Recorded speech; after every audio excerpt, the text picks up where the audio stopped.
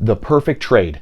I think if there's one question that I had asked the last 15 years of my study in economics, in business, in finance, in investing, in money, it comes down to one thing: the perfect trade. So much of what I believe the macro and the micro, and people are confused about and studying all the time. What's the Fed going to do? So many of these things. How are you going to invest? How are you going to be your own hedge fund? Are we getting into cryptos and JPEGs and all these crazy things and housing and all the things come down to this question right here: finding a finite container to store your finite time. At the end of the day, money is a container for your economic time and energy. That is all it is. That is it. But we constantly have fiat currencies people pour their finite time into, but yet fiat currencies, they got a hole in them. Inflationary hole. Your finite time and energy leaks out the side. It's an infinite container. It's an inflationary container that doesn't hold your time and energy. That's what money is supposed to do. It's supposed to hold its value. Money is a store of value. Currencies are not a store of value. Fiat currencies, all these fiat currencies, dollar, yen, peso, euro, lira, none of them are money. They are currencies. They are debased, printed away, stealing the time and energy of their citizens and accumulating the gains at the top to those closest to the currency printer. Your finite time and energy should be, in my opinion, poured into a finite container, an equal trade, a fair trade for yourself, finite for finite. Isn't that what a smart investor would do?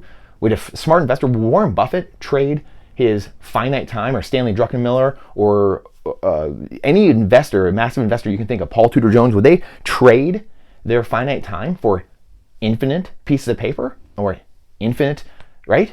Why do we continue to do that? Why does this average person continue to do this? Why does everyone continue to do this? I truly think this is the period we're living in, the greatest question we can answer that starts to heal much of society. Finite time and energy into a bucket that has no hole in it, that only leaves your bucket once you decide to deploy that capital.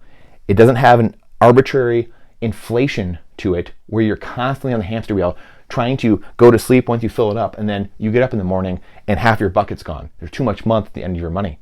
This is the problem that fiat currencies, which have all gone to zero, 100% failure rate in history, all of them gone to zero because they've all been debased into oblivion, hyperinflation, printed away, stolen the wealth of its citizens.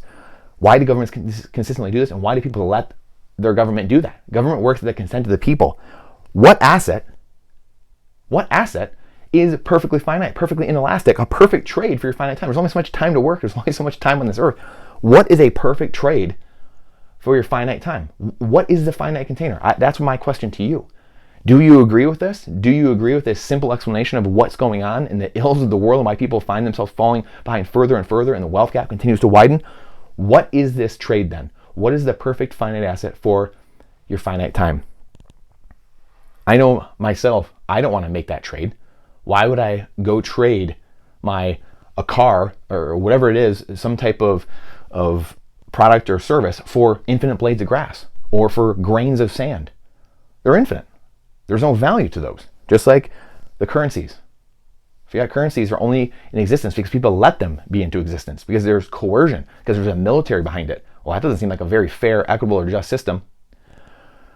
What are your thoughts on a finite container? Do we have a finite container, something perfectly inelastic to store our finite time? Let me know your thoughts. Question everything with boldness, even the existence of God himself. Trust but verify. And this is not financial advice, it's freedom advice. And I look forward to seeing you on the next one.